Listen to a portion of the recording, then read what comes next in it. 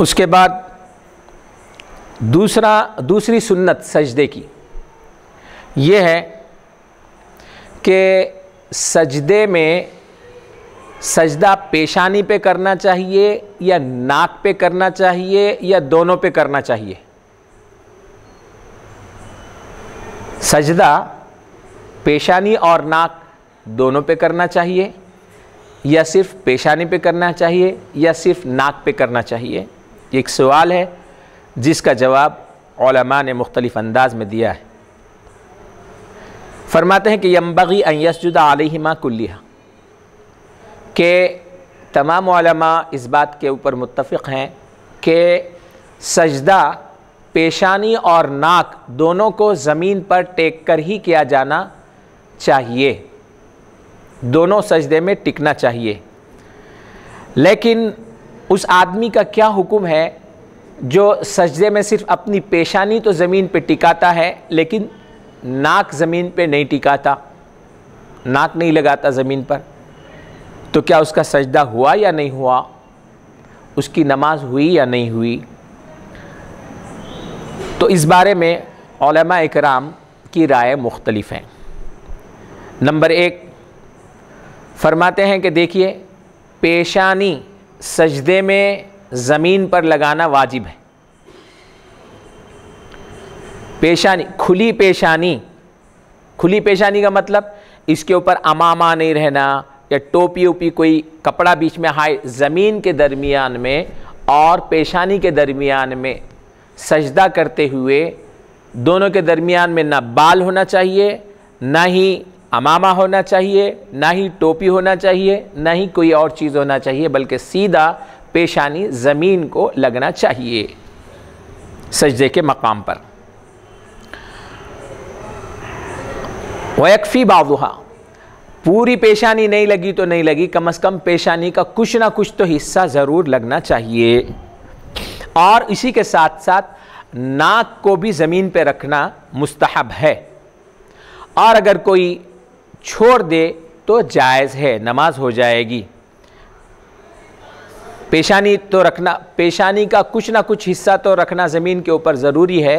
अलबत्ता कोई अगर नाक रख ले तो नाक का रखना अच्छा है, मुस्तहब है, लेकिन अगर नाक नहीं रखा, किसी ने ज़मीन पर नहीं टिकाई, तो उसके बावजूद भी सजदा हो जाएगा। बाज़ उलमा का ये कौल है। अलबत्ता वो फरमाते हैं वलो इक़्तसर अलल अनफ़ व तरकल जबहा लम यजुज़, अगर कोई आदमी नाक के ऊपर सजदा करे और पेशानी ज़मीन को ना लगाए तो फिर जायज़ नहीं है, यानी उसका सजदा नहीं होगा। तो यानी पेशानी का ज़मीन, तो इससे ये साबित हुआ कि पेशानी का ज़मीन पे लगना उनके पास वाजिब है और नाक का लगना वाजिब नहीं है, सुन्नत है, अच्छा है, अफजल है। ये किसका कौल है? इमाम शाफ़िई रहमतुल्लाह अलैह का और इमाम मालिक का और अक्सर फ़ुक़हा का यही कौल है कि पेशानी ज़मीन पर लगना ज़रूरी है, नाक ज़रूरी नहीं है, मुस्तहब है, अफजल है, अच्छी चीज़ है। लेकिन अगर कोई ऐसा पेशानी न रख के खाली नाक रख के कर लिया तो होती नहीं होती, ये एक मसला है। तो शवाफ़े के पास और इमाम मालिक और अक्सर फ़ुक़हा के पास सिर्फ नाक के ऊपर सजदा कर लिए तो नमाज सजदा नहीं होता, सजदा नहीं हुआ तो नमाज नहीं होती। अच्छा, दूसरा कौल है इमाम आज़म अबू हनीफ़ा रहमतुल्लाह अलैह का और इमाम मालिक रहमतुल्लाह अलैह के। मालिकियों में एक बहुत बड़े इमाम है, उनका नाम है इब्नुल क़ासिम, वो भी इमाम आज़म अबू हनीफ़ा रहमतुल्लाह अलैह के साथ है इस मसले में। वो फरमाते हैं कि दोनों में से किसी एक पर भी कर लिया तो काफ़ी है, सजदा दोनों पे करना चाहिए। तो सारे उलमा फरमाते हैं कि सजदा करने का सही तरीक़ा यह है कि पेशानी भी ज़मीन पे लगी रहे और नाक भी ज़मीन पर लगी रहे, ये तो सही तरीक़ा यही है, अफजल तरीन तरीक़ा यही है। लेकिन अगर कोई आदमी सिर्फ पेशानी पे सजदा कर लिया, नाक छोड़ दिया, या कोई नाक पे सजदा कर दिया, पेशानी छोड़ दिया बग़ैर किसी उज़्र के, तो क्या करना चाहिए? नमाज सजदा होता नहीं होता?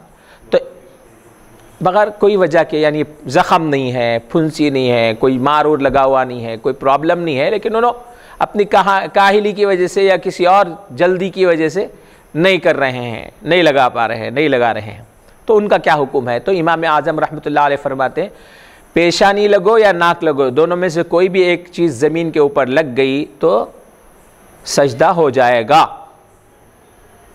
दोनों में से एक पर इक्तिफा काफ़ी है।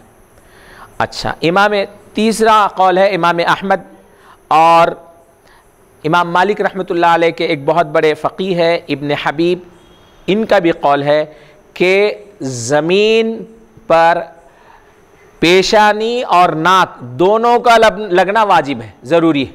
दोनों में से एक भी नहीं लगी तो सजदा नहीं होता। और वो इस्तदलाल करते हैं हदीस के ज़ाहिरी अल्फाज से। इमाम अहमद रहमतुल्लाह अलैह और इमाम मालिक रहमतुल्लाह अलैह, मालिकियों में से एक इमाम है, उनका नाम है इब्न हबीब। ये लोग फरमाते हैं, और अक्सर मुहद्दिसीन भी, ज़ाहिर हदीस पे जो अमल करने वाले लोग हैं, वो भी कहते हैं कि पेशानी और नाक दोनों के ऊपर सजदा करना ज़रूरी है। दोनों में से एक चीज़ भी अगर छूट जाएगी तो सजदा नहीं होगा। ठीक है। अब ये तो फ़ुक़हा के जो इख्तलाफ़ात थे वो पेश किए गए, उनके इस्तदलाल वो ये बातें किस हदीस से बयान करते हैं। तो वो फ़ुक़हा इमाम आज़म अबू हनीफ़ा रहमतुल्लाह अलैह जिस हदीस से इस्तदलाल करते हैं वो उन्हीं की हदीस है जो इमाम अहमद और दीगर ज़ाहिर हदीस पे अमल करने वाले जो उलमा हैं, उन्होंने जिस हदीस से इस्तदलाल किया है उसी से इस्तदलाल इमाम आज़म अबू हनीफ़ा रहमतुल्लाह अलैह ने किया है। उन्होंने फरमाया, वो कहते हैं कि 7 आज़ा पर, हदीस में है सजदा 7 आज़ा पर होता है। 2 पैर और 2 घुटने, कितने हो गए? 4। 2 हाथ, कितने हो गए? 6। उसके बाद क्या बचा? पेशानी। तो फिर जब एक चीज़ पेशानी है तो मतलब यह हुआ कि चेहरा, पेशानी मुराद लेके चेहरा लिया गया है, तो नाक और चेहरे दोनों को पेशानी में, जबहा में शामिल किया गया है। तो नाक ज़मीन पे टिके या पेशानी ज़मीन पे टिके, एक ही बात है। क्योंकि और एक हदीस में अल्लाह के रसूल सल्लल्लाहु अलैहि वसल्लम, जिससे इमाम आज़म अबू हनीफ़ा रहमतुल्लाह अलैह इस्तदलाल करते हैं, उसमें ये अल्फाज भी है कि वक़ाल अबू हनीफ़ा रहमहुल्लाह। अच्छा,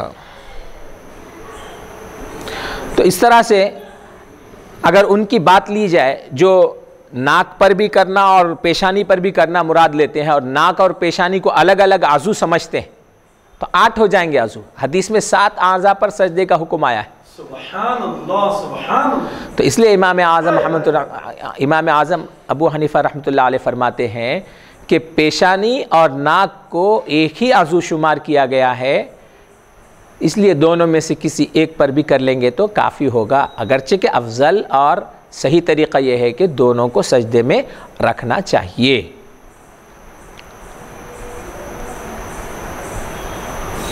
ये हो गई बात इस सिलसिले में। ये एक दूसरी सुन्नत थी सजदे की। अब सजदे की तीसरी सुन्नत यह है, इमाम आज़म अबू हनीफ़ा रहमतुल्लाह अलैह ने और एक हदीस से भी रिवायत किया है, जिसको हज़रत अब्दुल्लाह बिन अब्बास रज़ियल्लाहु अन्हु रिवायत करते हैं। वो फरमाते हैं कि सजदे के ऊपर, पेशानी के ऊपर सजदा करना चाहिए, अलल जबहती व अशारा अला अनफ़िही। हदीस के अल्फाज है अलल जबहती, सजदा पेशानी पर करना चाहिए, व अशारा अला अनफ़िही, और इशारा किया नाक की तरफ। तो मतलब नाक और पेशानी पूरा हिस्सा वो एक आज़ू है। इस हदीस से भी उसका इस्तदलाल और इशारा मिल रहा है जो इमाम आज़म अबू हनीफ़ा रहमतुल्लाह अलैह ने जिससे दलील हासिल की है। सजदे की तीसरी सुन्नत है